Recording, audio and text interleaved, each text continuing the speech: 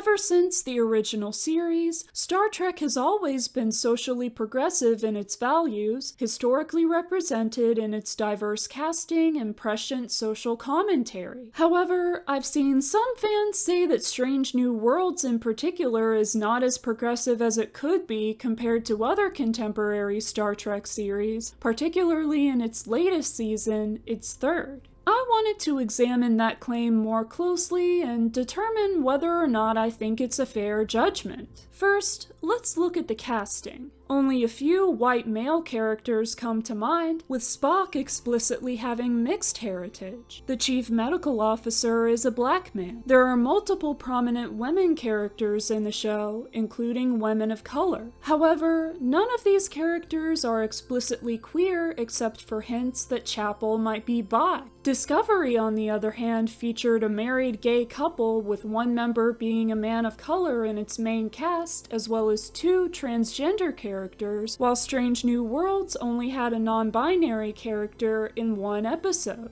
I definitely agree that Strange New Worlds can and should have more queer representation. Another thing to look into is how characters are treated in terms of writing. Hemmer, a blind man, was an example of disability representation, but he was killed off before the end of the first season. Dr. M'Benga is revealed to be an assassin and to have multiple ex-wives, which people have cited as a disservice to a character representing the black community. M'Benga is also shown to be a loving single father, just like Captain Sisko. These concerns are still valid, though. Now let's look at individual episodes and their social commentary. The premiere episode, Strange New Worlds, explicitly shows the violence of 21st century Earth, which led to a global nuclear war. Some fans were angry that real footage of the Euromaidan protests were shown, which is a valid point on its own. However, the episode contrasts those protests with American conservatives protesting COVID-era mask and social distancing mandates, as well as the results of the 2020 presidential election. This was most likely meant to imply that the Euromaidan protests were an example of people fighting for their freedom, while the COVID policy and election protests were not, something that should go without saying. There definitely could have been more nuance, but I think there was honest intent. The second episode, Children of the Comet, displays religious extremism and how it can be harmful. Ghosts of Illyria is about how certain people feel pressured to hide who they truly are in order to not face social judgment, which is addressed again in Ad Astra per Aspera. Spock Amok has an apt message about seeing things from others' perspective with the plot about the Rongovians. Lift Us Where Suffering Cannot Reach encourages the audience to consider the hidden costs of certain modern systems and comforts. The Serene Squall features a non-binary character, though they are revealed to be a criminal. Tomorrow and Tomorrow and Tomorrow ends with a lesson about learning from the horrors of the past rather than seeking to erase them. Under the Cloak of War showcases the suffering caused by war and how it can bring out the worst in people. A Space Adventure Hour contains an obvious allegory to Star Trek the original series, where a black woman character proclaims the importance of social commentary through metaphor and people seeing themselves represented by diverse characters. What is Starfleet makes a point about trying every possible attempt at peace before resorting to violence, and takes a stance against animal cruelty. Some episodes and plots, however, are certainly less progressive.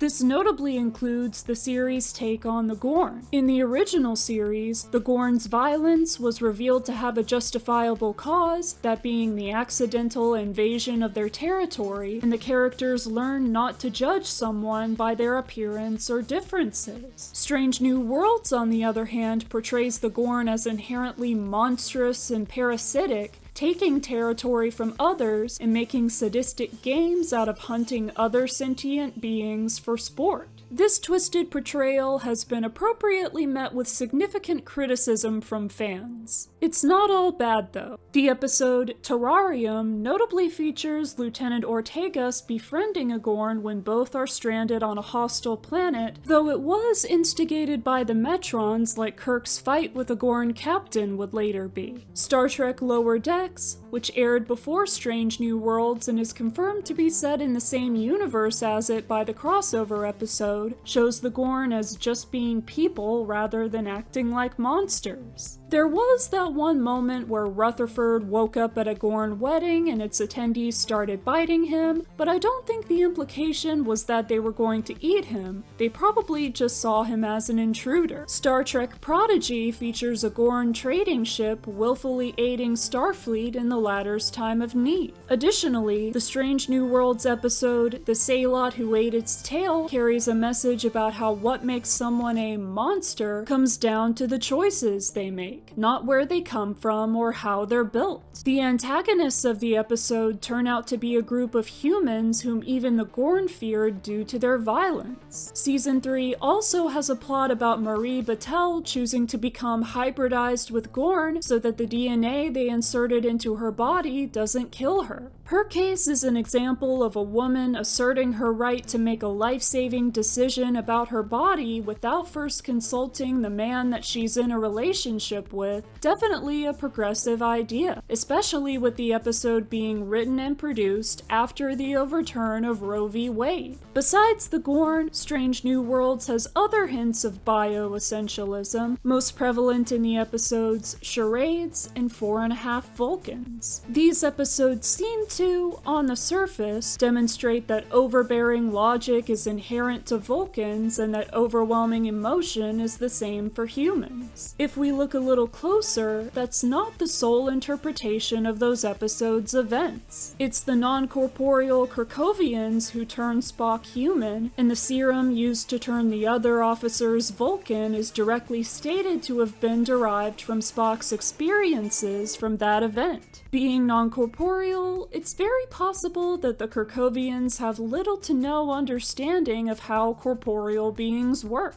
They did think that Spock's Vulcan half was something wrong with him just because it was different from Chapel, after all. With this in mind, all the transformations enabled by the Kerkovians seem to be greatly exaggerated and not realistic. The statement that it's derived from experience supports this. When Spock is turned human, despite the fact that he's an adult, his experience is like that of accelerated puberty, which for humans characteristically involves emotional instability. Chapel went through puberty as a human, and Spock witnessed his human sister go through puberty even though she did so with Vulcan discipline. Spock's other sibling, his Vulcan brother Sybok, proves that Vulcans can and do choose not to be logical, as well as the other Vatosh Katur first introduced in Star Trek Enterprise. The characters who turned Vulcan being judgmental of Spock likely came from the fact that Spock was mistreated by other Vulcans due to his human heritage, including during the time he was turned human. As for the extreme logic exhibited by the ones who turned Vulcan, real logic extremists threatened Spock's family and would have killed his sister had their father not intervened. Things like that can really be ingrained in a person's mind and even their physical brain patterns, which the Kerkovians were most likely pulling from, not biology alone. If that was the writer's intent though, they should have been a lot more explicit about it. Let's go back to Dr. M'Benga killing Ambassador Doc Ra and Pike not turning him in when he confessed to it. Doc Ra was a mass murderer of civilians in the recent Federation Klingon War, and when given the opportunity, M'Benga kills him out of a sense of justice. Pike tells M'Benga that since the mission during which he told the truth was off record, he didn't plan on turning him in, and he understood why M'Benga did what he did. The question of whether someone deserves to die for their crimes is always a contentious one, and I'm still not sure what to think of that whole storyline. I do believe in people facing justice for what they've done, but death as punishment seems extreme, and it certainly doesn't fit well with the ideals of the Federation, Starfleet, and the optimism of Star Trek. However, M'Benga refuses to kill Dokra's daughter Baitha when given the chance because she is not a mass murderer like her father. Though she believes that her father's dishonor falls onto her, M'Benga disagrees. M'Benga does seem to have some respect for Klingon culture as he tells Baitha, "May Sto-vo-kor welcome you," and believes that she deserves an honorable death. He may have even killed Dok-Ra because killing the dishonorable is part of Klingon culture, and Dok-Ra wouldn't have returned to the Klingons so that one of them could do it, hence why his daughter had to instead hunt him down. M'Benga likely didn't kill Dok-Ra for any kind of preventative reason, since it's unlikely that Dok-Ra would have ever killed anyone else like he did in the war. With this viewpoint, M'Benga's killing of Dok-Ra is perhaps most comparable to Worf's killing of Gowron. Season 3 of Strange New Worlds had an overarching narrative involving creatures called the Vezda, who are regarded as being pure evil. The idea of good and evil being absolutes is reductive despite its popularity. The Vezda, of course, are violent and wish to kill others as a means of seizing power, but them being called evil seems to be more vibes-based than anything to do with their actions. The forces of good, who use Batel as a vessel to fight the Vezda, supposedly choose her because of her hybridization, which represents multiple species coming together to fight evil, and the fact that she lives her life by love instead of hate like the Vezda. The Vezda remove the eyes of those they take control of, which could be connected to the idea that the eyes are the window to the soul. This all has the foundations of a potentially good story, but in practice, it's never explored past a surface level. The ways in which Strange New Worlds has begun to seem less progressive don't come out of nowhere. Certain audience members of the newer Star Trek series have complained about being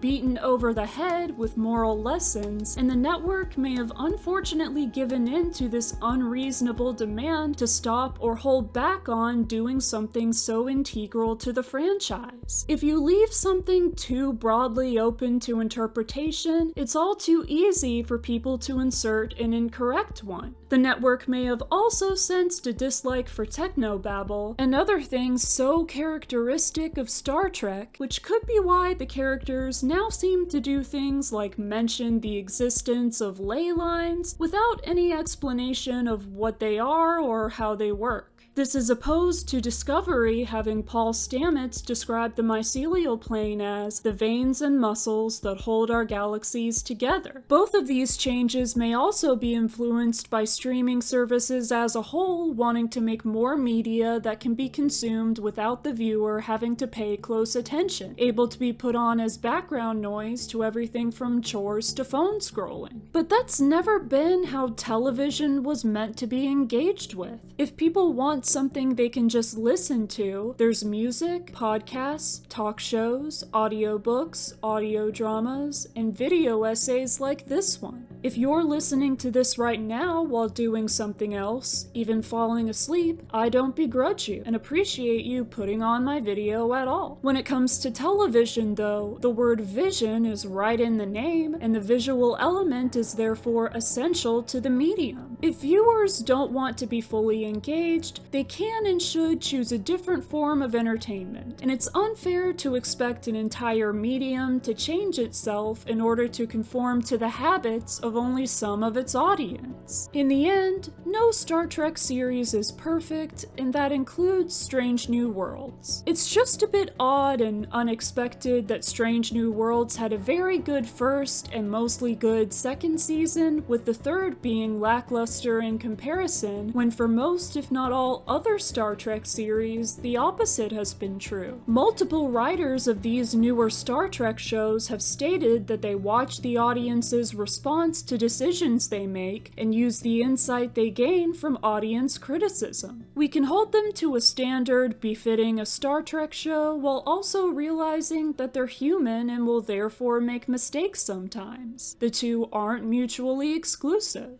Notably, Season 3 was in the works during a writer's strike, which almost certainly had some effect on how the story turned out, similar to the changing of writers in the middle of Discovery's second season and the rushed production of Star Trek Generations, for example. The things that Strange New Worlds has gotten wrong are worth acknowledging, but so are the things it's undeniably done right. It's ultimately a product of its time and therefore the societal flaws of its time, just like every piece of art, including every other Star Trek series. Even though it's had some fantastic episodes, they can't all be good ones. It's just that Strange New Worlds has so few episodes compared to previous Star Trek series that the bad ones tend to stick out a little more, and there isn't sufficient runtime to be properly devoted to overarching narratives. But hey, like many negative things, it's the network's fault. What do you think? Do you believe Star Trek Strange New Worlds is progressive enough to be a proper entry into the franchise? Let me know in the comments. Thank you for watching this video. I've made lots of Star Trek commentary on this channel, so be sure to subscribe if that's what you're into. Live long and prosper, and I'll see you next time.